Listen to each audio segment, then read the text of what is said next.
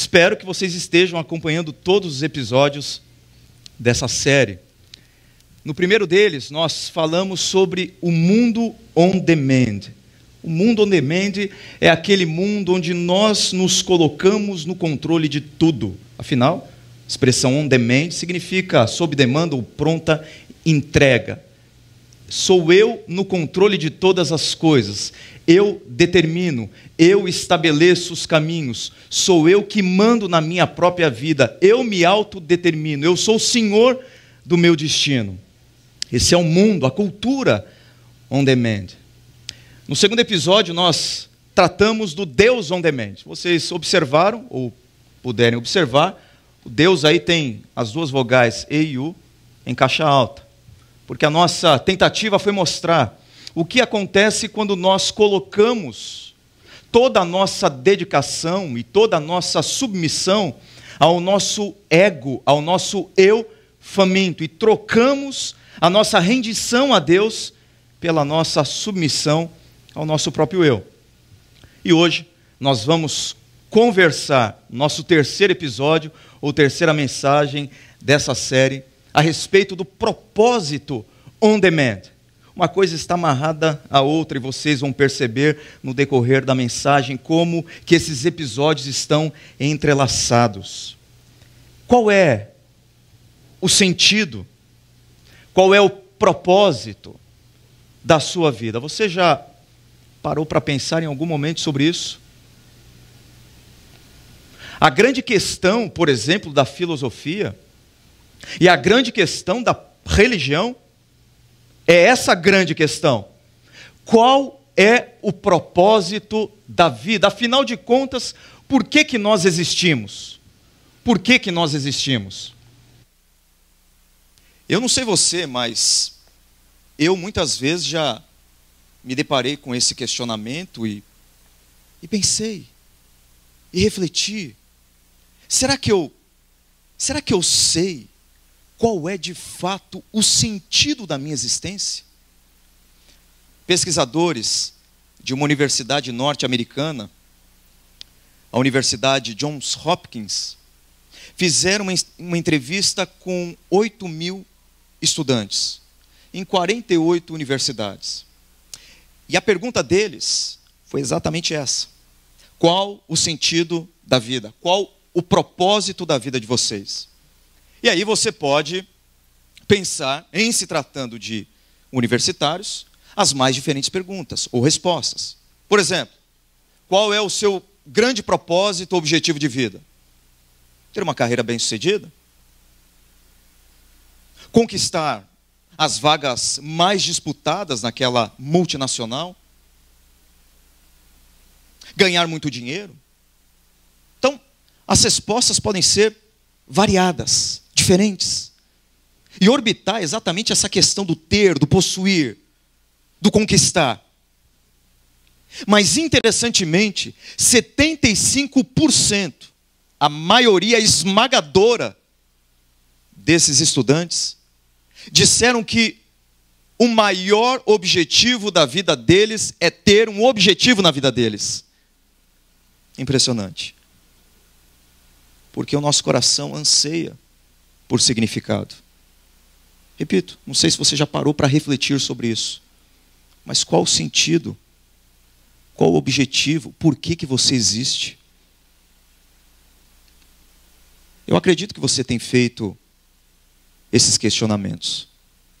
Ou, se você não tem feito esses questionamentos, você simplesmente vive partindo do pressuposto de que você vive para encontrar um propósito na sua vida. Se não, vejamos.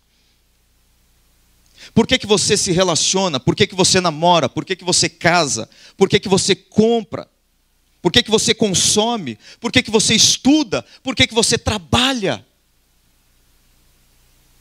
Em certo grau, tudo que nós fazemos tem como ponto de partida o nosso desejo e o nosso anseio de atingir e alcançar a felicidade, de ter um significado na nossa vida. Por isso que nós fazemos tudo que nós fazemos. No fundo, o nosso propósito para viver está essencialmente condicionado à satisfação dos nossos prazeres. Em outras palavras, eu serei feliz, eu terei um propósito, eu terei significado na minha vida à medida que eu tiver, à medida que eu conquistar, à medida que eu conseguir, à medida que eu atingir. E nós estamos o tempo todo pavimentando o caminho da nossa felicidade, do significado da nossa vida, com base nos nossos desejos e prazeres satisfeitos. Essa ideia, essa maneira de pensar e viver é muito antiga. Remonta à antiga Grécia, quando se desenvolveu uma escola filosófica chamada hedonismo. Hedonismo, que vem do grego hedonê, que pode significar prazer ou vontade. Hedonismo é isso. Para a gente tentar definir, sem aprofundar demais, mas trazendo aqui um pano de fundo teórico sobre o significado do hedonismo, dessa busca incessante pelo prazer, nós poderíamos defini-lo como aquilo que defende o uso dos prazeres para alcançar a felicidade. O prazer é visto como o bem supremo da vida. A versão moderna do hedonismo parte da seguinte premissa: já que a vida é curta e não há sentido em nada, que ela ao menos tenha gosto, tenha sabor. Já que a vida é passageira, é efêmera, é rápida, a vida é um trem-bala.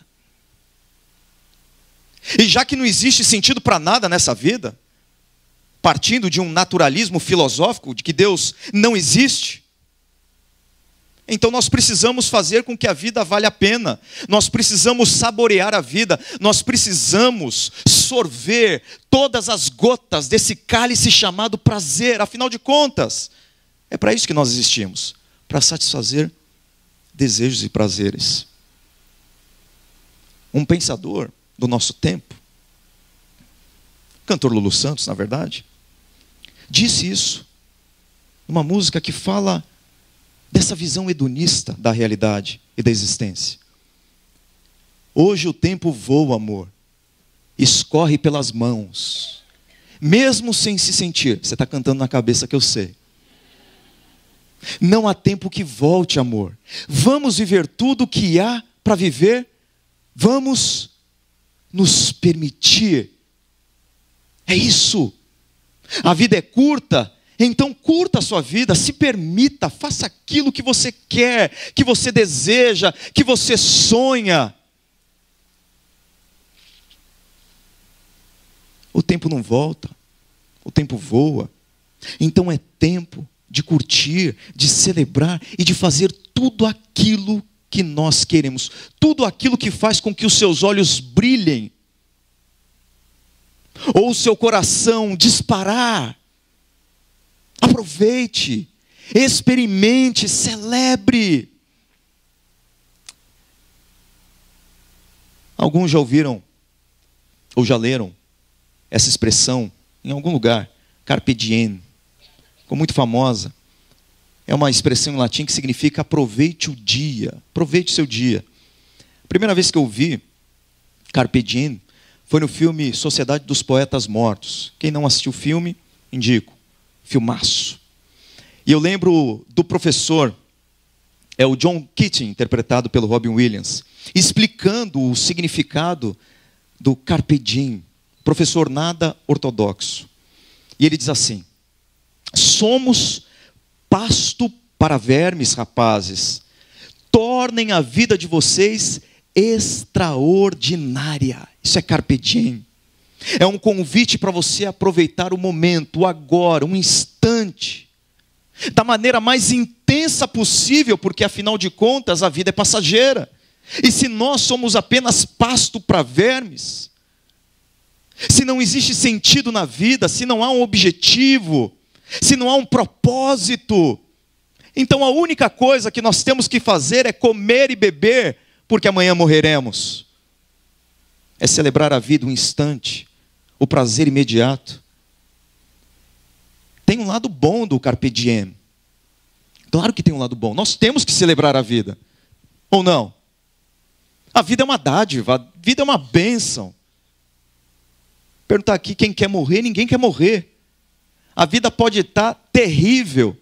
Você pode estar no vale da sombra da morte, mas você quer viver porque viver é uma bênção. É uma dádiva, é um presente, é bom. Eu lembro de um livro que se tornou um filme, O Silêncio dos Inocentes, e numa parte do livro, não do filme, o personagem diz assim que há insetos que apenas se alimentam de lágrimas de grandes mamíferos.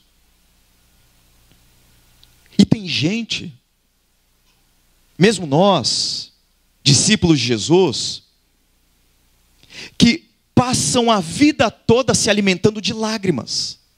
Gente que não aprendeu a celebrar a vida, a curtir a vida, os bons momentos que Deus nos concede. Gente ranzinza, gente triste, gente mal-humorada. Então tem que aproveitar a vida mesmo. A vida é para ser celebrada porque ela é curta. Mas tem o lado ruim do carpe diem, ou do hedonismo. Quando nós buscamos uma vida extraordinária a qualquer custo. Esse é o grande problema. O problema não é curtir a vida. O problema é quando nós desejamos satisfazer os nossos prazeres e desejos sem limite, sem freio. Está aí o grande problema, e esse foi o problema, vocês observaram bem, com o Dorian Gray, no retrato de Dorian Gray no filme. Foi exatamente isso. O retrato de Dorian Gray é o retrato de uma pessoa que vive dessa maneira.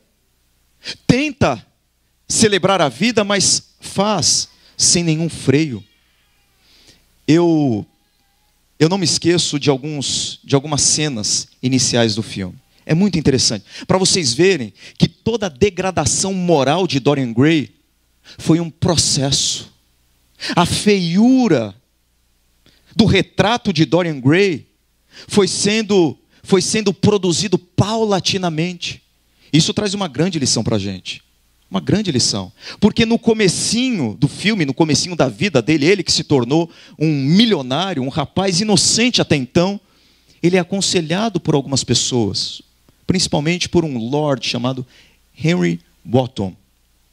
No comecinho do filme, ele entra num bar com esse cara, e ele vê um médico renomado da cidade nos braços de uma prostituta. Ele fica impressionado com aquilo.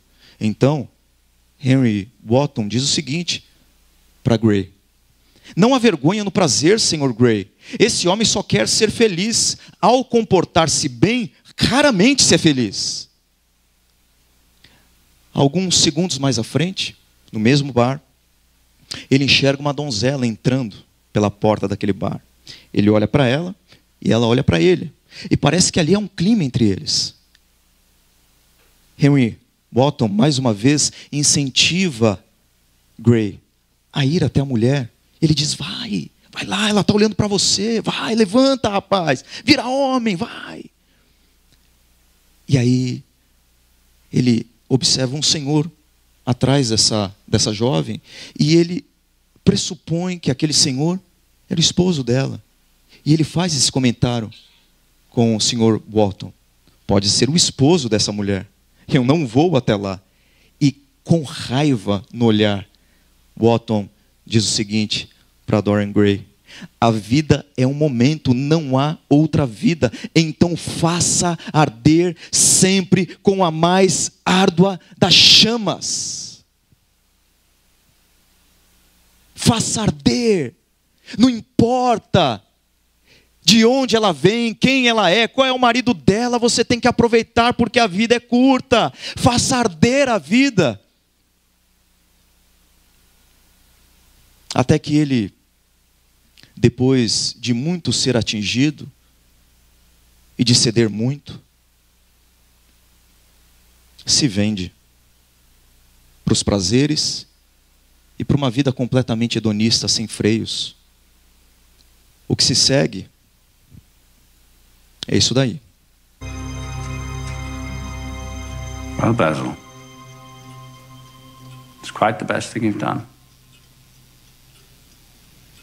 You'll be the talk of the town. Both of you. Speak up, or he'll hurt his feelings. Is that really how I look? It's just so lifelike. Better than life. He'll always look like that. You, Mr. Grey, I'm afraid, will not. In time, Mother Nature will come a very close second to Father Basil. Some things are more precious because they don't last. Poppycock. We wither and scar because the gods are cruel and hateful.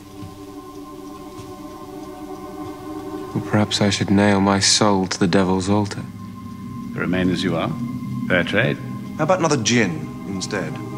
All that hocus pocus, endless conjurations, books bound in infant skin, tentacles of fire, drinking the blood of virgins. Dorian wouldn't freely part with his soul. Would you, Dorian? Would you? Yes. Esse é o hedonismo no seu nível mais profundo. Isso é viver a vida e buscar propósito na vida, sentido para a vida, a partir da satisfação dos nossos desejos. Ele vendeu a alma dele para que ele tivesse a possibilidade de dizer sim a todos os prazeres dele. E a minha pergunta é: o que nós temos vendido? O que nós temos trocado? O que nós temos perdido para dizer sim a tudo aquilo que o nosso coração deseja? Talvez nós estamos num momento da nossa vida na qual nós temos o nosso coração contaminado por essas mesmas vozes que estão dizendo para nós: faça a sua vida arder, dê um grito de independência, viva a sua liberdade. Não se submeta mais àquilo que as pessoas querem de você. Não se renda à vontade de Deus, porque assim você não será feliz, porque felicidade consiste em ter todos os prazeres da sua alma e do seu coração realizados. O grande problema é quando nós tornamos os nossos desejos o principal critério por meio no qual nós tomamos as decisões mais importantes da nossa vida. Tem gente tomando decisão a respeito do casamento com base nos desejos e sentimentos. Nessa minha pequena caminhada pastoral, que esse ano completa 13 anos, eu já ouvi muita gente dizendo: eu não quero mais continuar com o meu casamento porque eu perdi a paixão. Eu não sinto mais nada.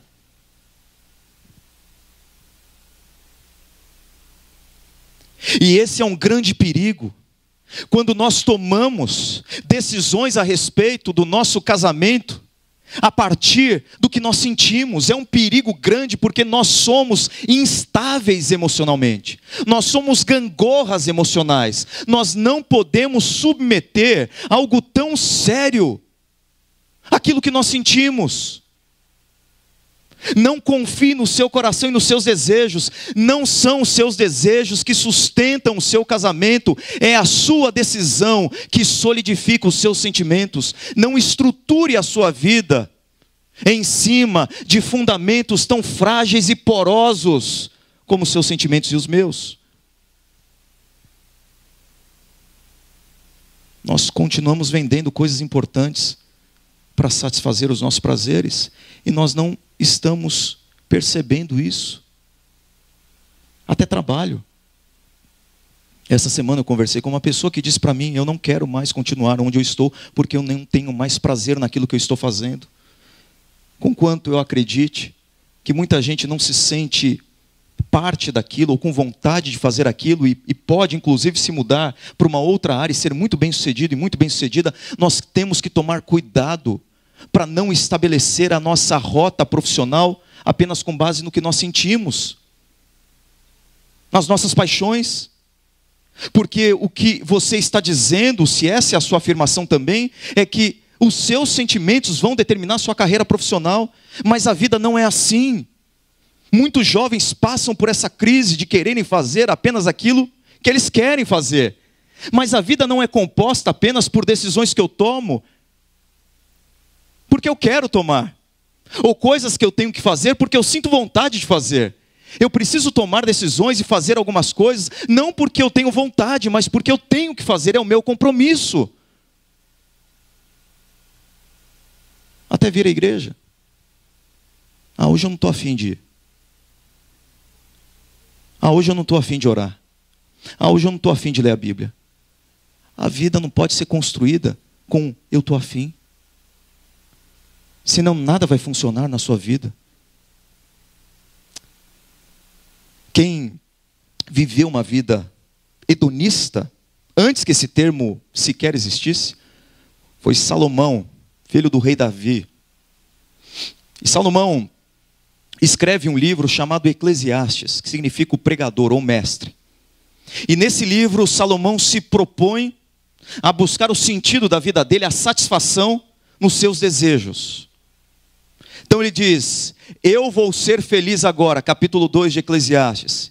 E a rota que ele constrói na direção da sua própria felicidade são os seus desejos, os seus prazeres.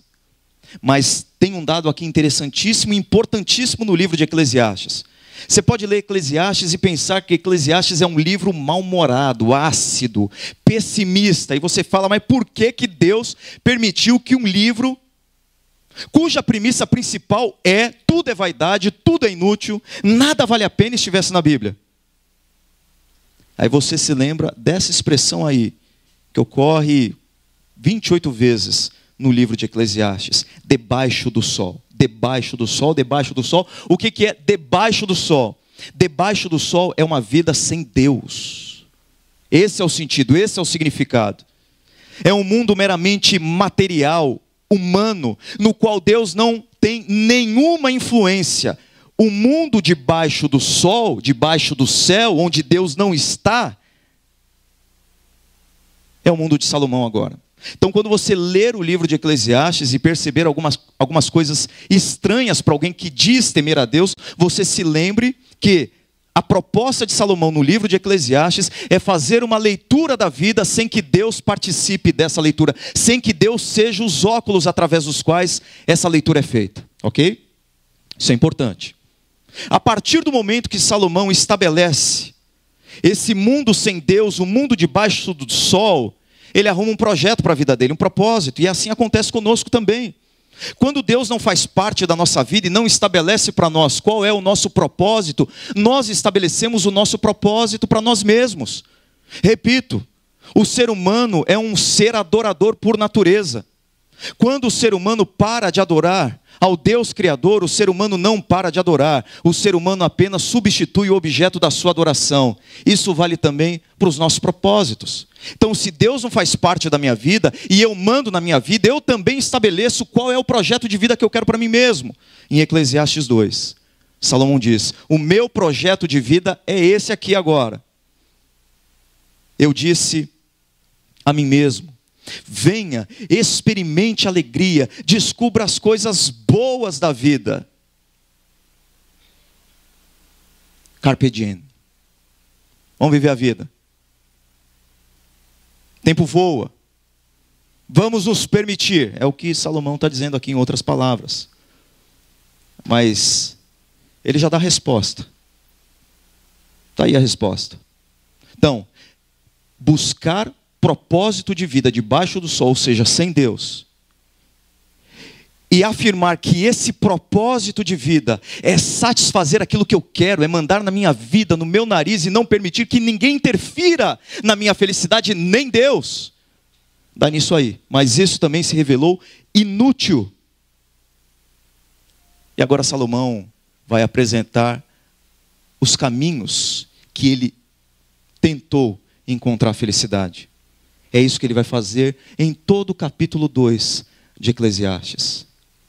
Eu lembro no 2º grau, eu tinha um professor de matemática, casca grossa, professor Lara, me esqueço.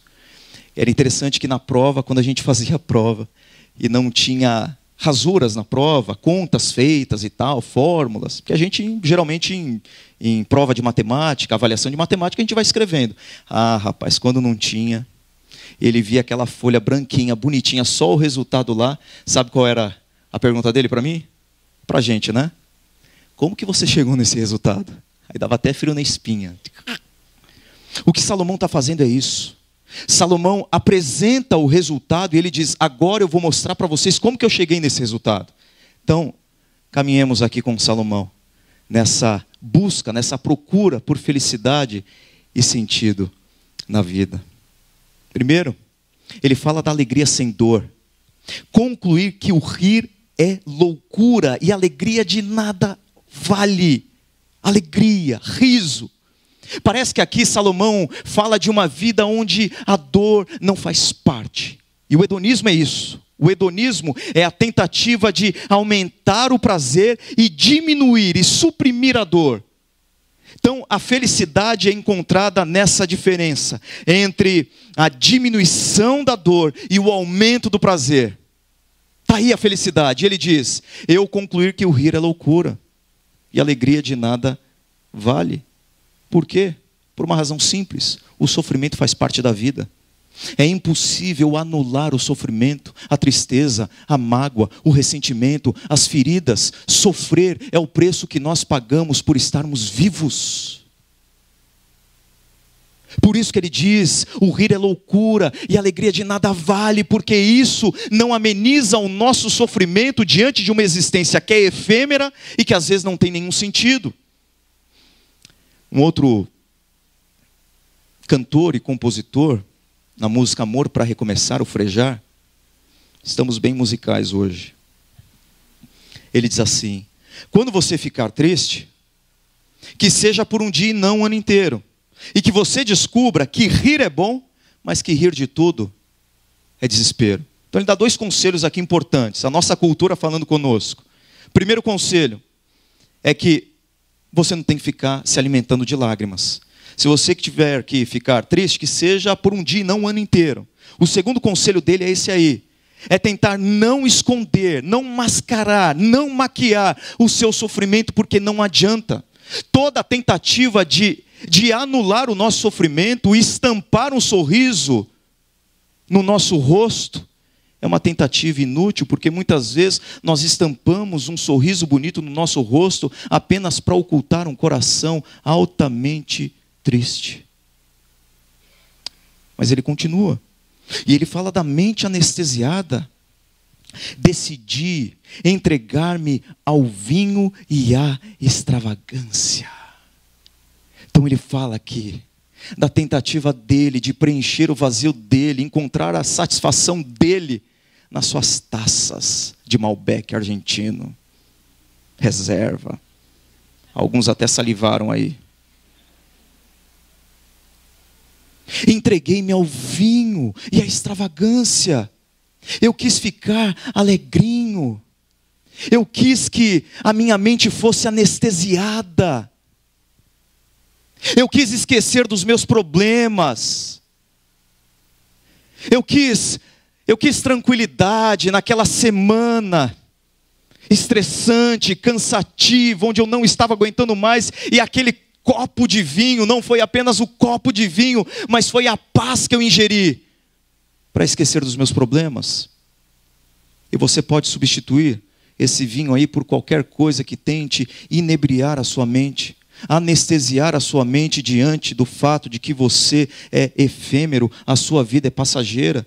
Essa relação fica muito clara para mim quando ele diz logo em seguida: eu queria saber o que vale a pena debaixo do céu nos poucos dias da vida humana. Então essa é a tentativa dele. Ele percebe que a vida dele é curta, que passa rápido, então ele precisa fazer alguma coisa para esquecer os problemas dele.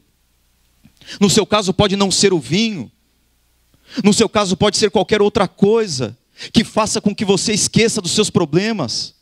A sua taça de vinho pode ser o seu celular, pode ser a rede social, o Instagram, o Facebook, o Twitter ou qualquer outra coisa que faça com que você esqueça da vida. Ele continua. Ele diz agora do sucesso pessoal e profissional. Lancei-me a grandes projetos, construí casas e plantei vinhas para mim, fiz jardins e pomares e neles plantei todo tipo de árvore frutífera. Construí também reservatórios para irrigar os meus bosques verdejantes. Entrou para o Greenpeace. Virou um grande empresário do Greenpeace, Salomão. Projetos. Há grandes projetos. Não foram pequenos projetos, não. Foram grandes projetos. Salomão foi empreender, ele começou as suas startups. Ele se transformou num homem bem-sucedido. Ele chegou à conclusão de que se ele subisse, se a carreira profissional dele decolasse, ele seria um homem feliz, ele teria sentido na vida. Ele pensou que o trabalho dele poderia proporcionar o significado que ele tanto ansiava na sua própria existência. Olha só, sucesso pessoal. Quando eu conseguir aquele trabalho, quando eu fechar aquele contrato, ou aquele negócio, então vou estar bem, eu vou estar legal. Se vocês fizerem a leitura desse trecho em outra versão, e eu vou mostrar para vocês, alguma coisa que vocês vão notar de fundamental nessa busca por propósito e felicidade. Empreendi grandes obras, edifiquei para mim casas, plantei para mim vinhas, fiz jardins e pomares para mim, e nestes plantei árvores frutíferas de toda espécie, fiz para mim açudes para regar com eles o bosque em que reverdeciam as árvores. Vocês perceberam alguma coisa aí que se repete? O quê? Para mim, para mim, para mim, para mim. E essa é uma versão mais próxima da versão original do texto bíblico. Para mim, para mim, para mim, para mim, para ele. Meu sucesso pessoal. Sabe aquela coisa de alguém olhar para você e falar: cara, chegou o momento de você pensar em você em primeiro lugar. Você já se dedicou demais para as pessoas. Você já gastou muito tempo com a sua família. Eu sei do esforço que você fez para chegar até aqui. O quanto você se dedicou e se entregou à sua esposa. Agora é hora de você pensar na sua felicidade. Pensar em você em primeiro lugar. Pense em você. É hora de você agora buscar o seu sucesso. Aí reside o propósito da sua vida. E Salomão diz: eu fiz para mim, eu plantei para mim, eu edifiquei para mim, eu empreendi para mim. Mas o sucesso pessoal não foi capaz de estabelecer para Salomão o sentido, o significado da vida dele. Então ele muda de estratégia. E a outra estratégia dele é o poder e a fama.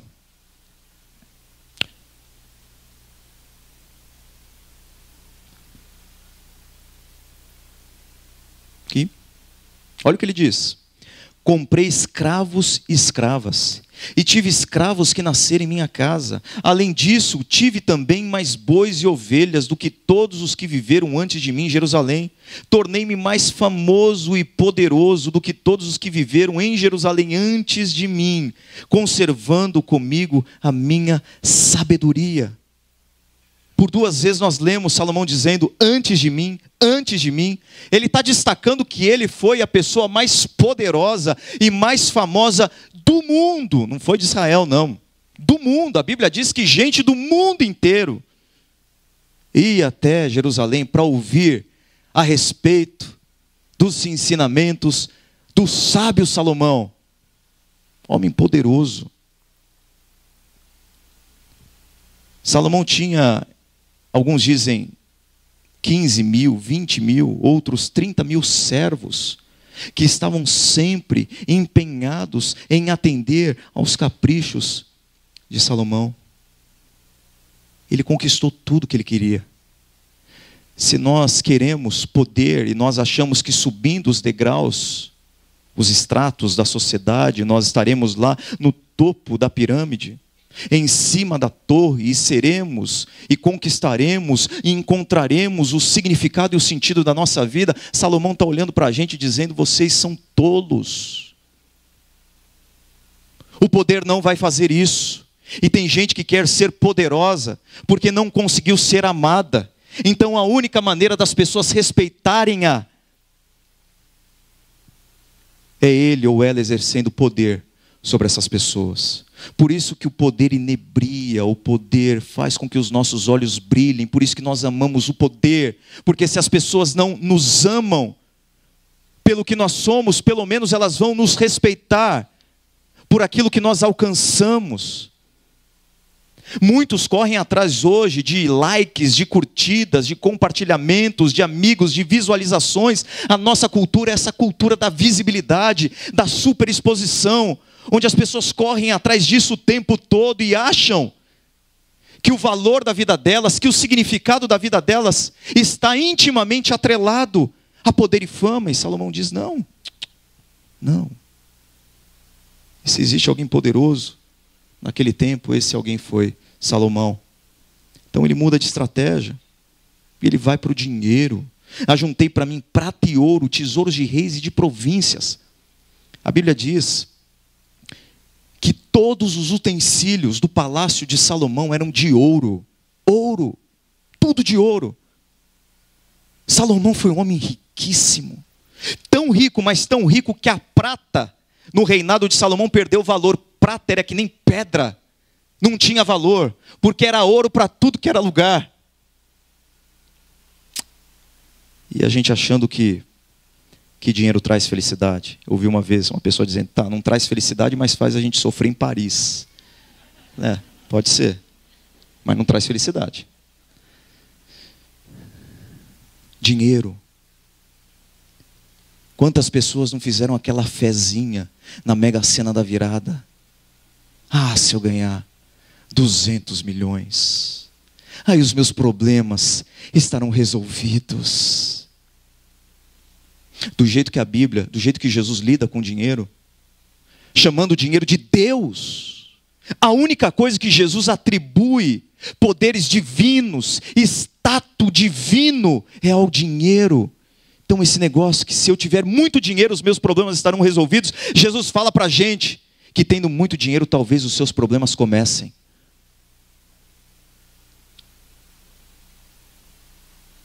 Eu acho que você já ouviu falar de Rockefeller, magnata do petróleo, primeiro bilionário do mundo, considerado o primeiro bilionário do mundo, o americano Rockefeller. Conta a história que o contador de Rockefeller estava no enterro dele, e um jornalista se aproximou do contador dele e perguntou: quanto o doutor Rockefeller deixou? E a resposta desse contador foi essa: deixou tudo, não levou nenhum centavo.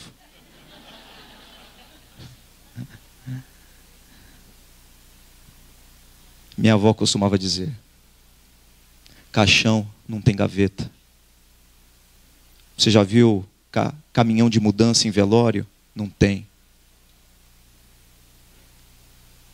John Stott, um autor, um pensador cristão, dizia que a vida é uma peregrinação entre dois mundos de nudez. Nós chegamos nesse mundo sem nada e nós vamos sair desse mundo sem nada.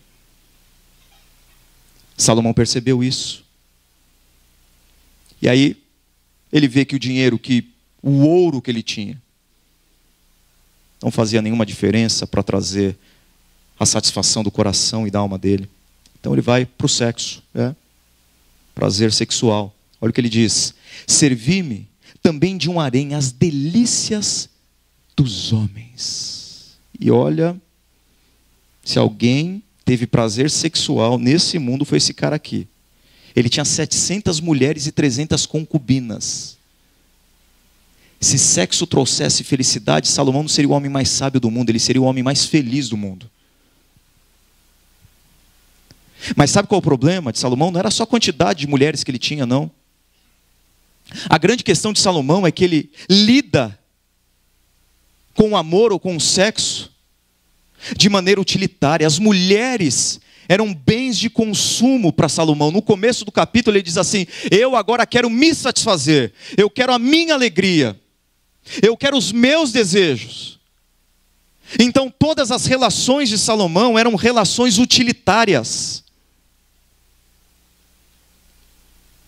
Ele queria que os prazeres dele fossem satisfeitos pelas mulheres. E quando nós construímos uma relação com base nisso, na satisfação dos nossos prazeres, nós tornamos aqui para os casados o nosso cônjuge. Na matéria-prima da nossa